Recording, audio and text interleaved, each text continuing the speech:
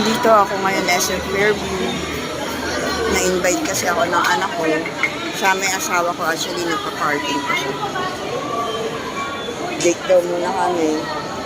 Tapos mamaya or bukas, magbabantay ulit ako sa hospital. Sa isang apo ko naman, si James Calvi.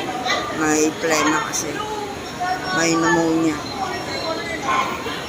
Kaya kailangan magpalakas ulit. Dahil yung mga sakit ng apo. Need na daw i-confine. Kasi halos 1 week na yung plema.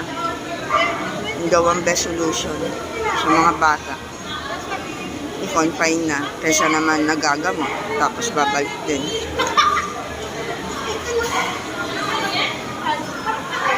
Tagal naman ang asawa ko.